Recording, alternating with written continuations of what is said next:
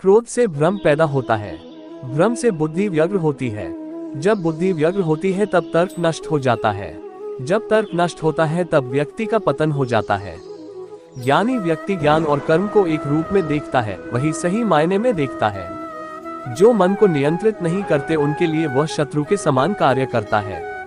क्षमा धर्म है, क्षमा यज्ञ है, क्षमा वेद है और क्षमा शास्त्र है।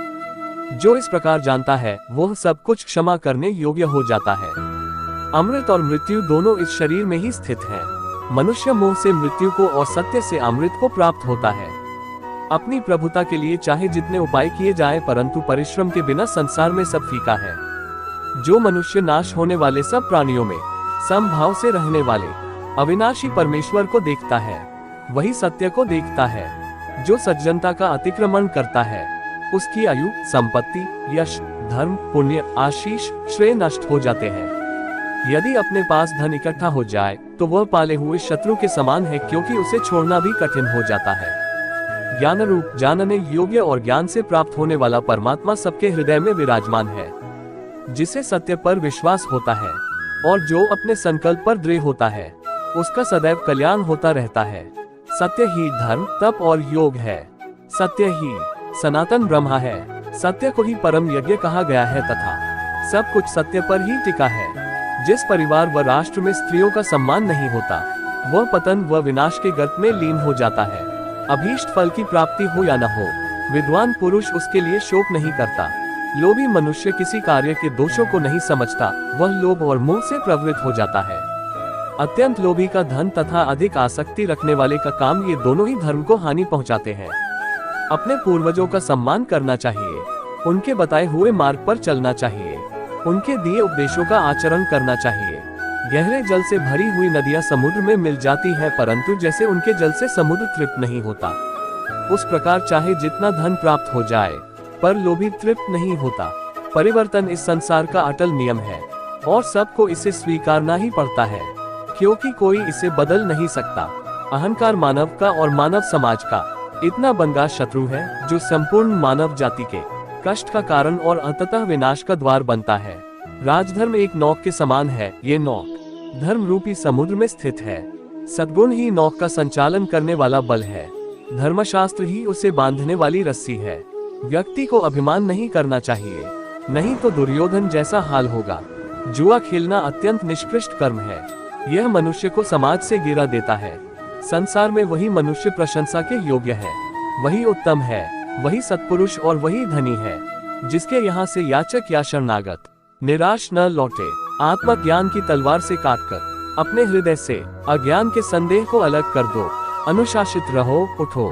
जो विपत्ति पड़ने पर कभी दुखी नहीं होता, बल्कि सावधानी के साथ उद्यम का आश्रय लेता है तथा समय आने पर दुख भी सह लेता है, उसके शत्रु पराजित ही है। जैसे तेल समाप्त हो जाने पर दीपक बुझ जाता है, उसी प्रकार कर्म के क्षीण हो जाने पर भाग्य भी नष्ट हो जाता है। प्रिय वस्तु प्राप्त होने पर भी तृष्णा तृप्त नहीं होती, वह और भी भड़कती है जैसे ईंधन डालने से अग्नि। सदाचार से धर्म उत्पन्न होता है तथा धर्म से आयु बढ़ती है। नारी प्रकृति की बेटी है, उस पर क्रोध मत करो। उसका हृदय कोमल है, उस पर विश्वास करो। सत्पुरुष दूसरों के उपकारों को ही याद रखते हैं, उनके द्वारा किए हुए बैर को नहीं। विधि के विधान के आगे कोई नहीं टिक सकता। एक पुरुषार्थी को भी वक्त के साथ मिटकर इतिहास बन जाना पड़ता है। अपनी दृष्टि सरल रखो, कुटिल नहीं। सत्य बोलो, असत्य नहीं। दूरदर्शी बनो, अल्पदर्शी नहीं। परम तत्व को देखने का प्रयास करो, शुद्ध वस्तुओं को नहीं। उससे मत डरो जो वास्तविक नहीं है, ना कभी था ना कभी होगा। जो वास्तविक है वो हमेशा था और उससे कभी नष्ट नहीं किया जा सकता। एक मनुष्य को अपनी मातृभूमि सर्वोपरि रखनी चाहिए और हर परिस्थिति में उसकी रक्षा करनी चाहिए। जो मनुष्य अपने माता पिता की सेवा पूरे सद्भाव से करते हैं, उनकी ख्याति इस लोक में ही नहीं बल्कि परलोक में भी होती है। जैसे बिना नाविक की नाव जहाँ कहीं भी जल में बह जाती है और बिना सारथी का रथ चाहे जहाँ भटक जाता है, उसी प्रकार सेनापति बिना सेना जहाँ चाहे भाग सकता है। साधारण मनुष्य उस मनुष्य के प्रति शोक करते हैं जो शोक करने के योग्य नहीं है। बुद्धिमान व्यक्ति को समाज कल्याण के लिए बिना किसी उम्मीद या मतलब के काम करना चाहिए। भगवान श्री कृष्ण कहते हैं, मैं सभी मनुष्य के हृदय में उपस्थित हूँ। जब क्रोध भ्रम को उत्पन्न करता है तब भ्रम से मन बेचैन अर्थात चिंतित होता है। जब मन चिंतित होता है तब बहस नष्ट हो जाता है। जब बहस नष्ट होती है तब मनुष्य की बुद्धि नष्ट हो जाती है। जो व्यक्ति हर वक्त दूसरों पर संदेह करता रहता है उसको खुशियां किसी भी लोक में नहीं प्राप्त होती। जो व्यक्ति अपने अच्छे फल की इच्छा भूलकर अपने कार्य पर केंद्रित रहता है, निश्चित रूप से सफलता उसके कदम चूमती है। मनुष्य अपने विश्वास के द्वारा निर्माण होता है। जैसा वह विश्वास करता है वह वैसा ही बन जाता है। हर व्यक्ति का स्वभाव उसके विश्वास के अनुसार होता है। मन अशांत और चंचल होता है, इसे नियंत्रित करना कठिन है, परंतु ध्यान करने से हम मन को नियंत्रित कर सकते हैं। जीवन में कभी कुछ नहीं खोता है और न ही अपने कार्य व्यर्थ जाते। ये सब कुछ एक न एक दिन जिंदगी में जरूर काम आता है। आपके मन में दो आप होते हैं, पहला रोशनी वाले और दूसरे अंधेरे वाले। अगर आपने अपने अंधेरे वाले पर नियंत्रित नहीं किया तो वह आपके दुश्मन सामान है। दूसरों की सफलता देखकर उनके रास्ते पर न चले, क्योंकि हर व्यक्ति के जीवन के प्रश्न पत्र अलग होते हैं। हमारी हार जब नहीं होती जब हम अपने प्रतियोगी से हार जाते हैं। हमारी हार जब होती है जब हम अपनी हार को स्वीकार करते हैं। हम असफल जब नहीं होते जब हम लक्ष्य न प्राप्त कर सके। हम असफल जब होते हैं जब हम प्रयास करना बंद करते हैं। हमारे अपने कौन होते हैं जो हमें आगे बढ़ने में प्रेरित करें, हमें सही राह दिखाएं। इसलिए हमें हमेशा अपनों का साथ देना चाहिए। क्या आपने कभी याद किया है, कुछ लोग सफल होते हैं और कुछ लोग असफल। सफल व्यक्ति जिस कार्य का चयन करते हैं उन्हें वह कार्य करने में बड़ा आनंद आता, इसलिए वह अपने कार्य में सफलता मिलती है। जीवन हो या युद्ध, सफलता केवल 3 शस्त्रों से प्राप्त होती है, धर्म, धैर्य और साहस। दूसरे सारे शास्त्री तो केवल साधन होते हैं। भगवान श्री कृष्ण जिस प्रकार मिट्टी खाने वाले बालक को बलपूर्वक मिट्टी खाने से रोकना पड़ता है, उसी प्रकार अपराधी को उसके अपराध करने से रोकना अनिवार्य है। जिस भय के कारण आप सत्य को सामने नहीं लेकर आना चाहते, एक दिन वही भय हमारे समक्ष आकर खड़ा हो जाता है और फिर हम लाचार हो जाते। यदि हम दुविधाओं से भयभीत न होए, दुख की और आकर्षित न हो, अपने धर्म पर अटल रहे, ईश्वर का साक्षात्कार दूर नहीं। भक्ति मन साफ कर देती है और साफ मन कभी बुरे कर्म नहीं कर सकते हैं। अधर्मी मनुष्य की ऊंची आवाज धर्मी मनुष्य को शांत करा देती है, परंतु धर्मी व्यक्ति की शांति अधर्म व्यक्ति की रूह को डरा सकती है। इंसानों की इंसानियत उसी वक्त नष्ट हो जाती है जब उसे दूसरों के दुख में आनंद आता है। यदि बार बार अपमानित होने के बाद भी व्यक्ति आपसे जुड़ा रहता है, इसका अर्थ यह है कि उसके जीवन में आपका स्थान उसके सम्मान से भी अधिक है। मुकाबला खत्म होने से पहले विजय होने की पूरी कोशिश करे, भागे, सब कुछ करे। मुकाबले के बाद ध्यान न दे कि आप विजयी हुए या हारे, बल्कि अपने आप से प्रश्न करें कि क्या मैंने अपनी पूरी ताकत लगाई। अगर आपका उत्तर हाँ है तो आप विजयी हुए। विचारों को समझ पाएंगे जो कुछ इस प्रकार है। जो अपने कर्म के फल के प्रति आसक्ति को नहीं छोड़ सकते, वे मार्ग से कोसों दूर हैं। अपनी इच्छा की शक्ति से अपने आप को नया आकार दे। अपने आप को कभी भी स्व इच्छा से नीचा न होने दे। इच्छा ही आत्मा की एकमात्र मित्र है और इच्छा ही आत्मा की एकमात्र शत्रु है। जिन्होंने खुद को जीत लिया है उनके लिए इच्छा एक मित्र है, लेकिन यह उन लोगों का दुश्मन है जिन्होंने अपने भीतर आत्मा को नहीं पाया है। सर्वोच्च वास्तविकता उन लोगों की चेतना में प्रकट होती है जिन्होंने खुद को जीत लिया है। शांत मन में, ध्यान की गहराइयों में आत्मा स्वयं को प्रकट करती है। स्वयं के माध्यम से स्वयं को देखकर एक आकांक्षी पूर्णता के आनंद और शांति को जानता है।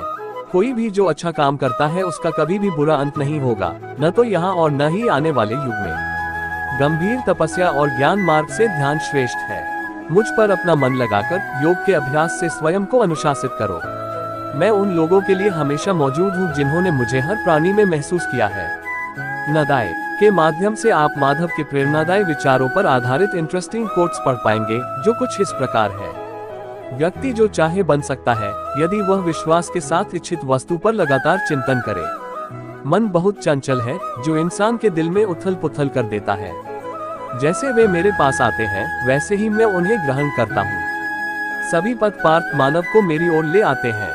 इंद्रियों से मिलने वाला सुख पहले तो अमृत जैसा लगता है, लेकिन अंत में यह विष के समान कड़वा होता है। जब ध्यान में महारत हासिल हो जाती है तो मन हवा रहित स्थान में दीपक की लौ की तरह अडिग रहता है। हे अर्जुन, तीनों लोकों में मेरे पाने के लिए कुछ भी नहीं है और न ही कुछ ऐसा है जो मेरे पास नहीं है। मैं अभिनय करना जारी रखता हूँ, लेकिन मैं अपनी किसी जरूरत से प्रेरित नहीं हूँ। कर्म मुझ पर इसलिए नहीं टिकते क्योंकि मैं उनके परिणामों से जुड़ा नहीं हूँ। जो लोग इसे समझते हैं और इसका अभ्यास करते हैं वे स्वतंत्रता में रहते हैं।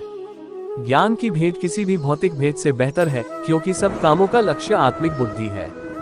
जैसे आग की गर्मी लकड़ी को राख कर देती है, वैसे ही ज्ञान की आग सभी कर्मों को भस्म कर देती है। अपना काम हमेशा दूसरों के कल्याण को ध। अप्राकृतिक कर्म बहुत तनाव पैदा करता है। हर व्यक्ति का विश्वास उसकी प्रकृति के अनुसार होता है।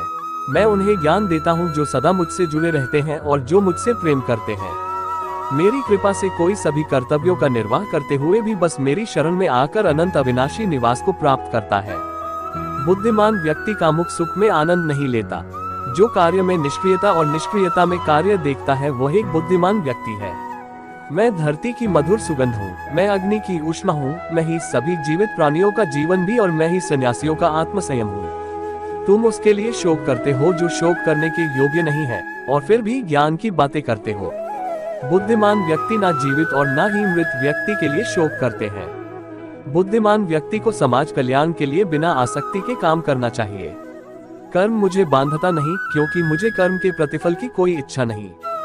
सदैव संदेह करने वाले व्यक्ति के लिए प्रसन्नता ना इस लोक में है ना ही कहीं और। मन की गतिविधियों, होश, श्वास और भावनाओं के माध्यम से भगवान की शक्ति सदा तुम्हारे साथ है और लगातार तुम्हें बस एक साधन की तरह प्रयोग करके सभी कार्य कर रही है। ज्ञानी व्यक्ति ज्ञान और कर्म को एक रूप में देखता है, वही सही मायने में देखता है। प्रबोध व्यक्ति के लिए गंदगी का ढेर, पत्थर और सोना सभी एक समान है। निर्माण केवल पहले से मौजूद चीजों का प्रक्षेपण है। उससे मत डरो जो वास्तविक नहीं है, ना कभी था ना कभी होगा। जो वास्तविक है वो हमेशा था और उसे कभी नष्ट नहीं किया जा सकता।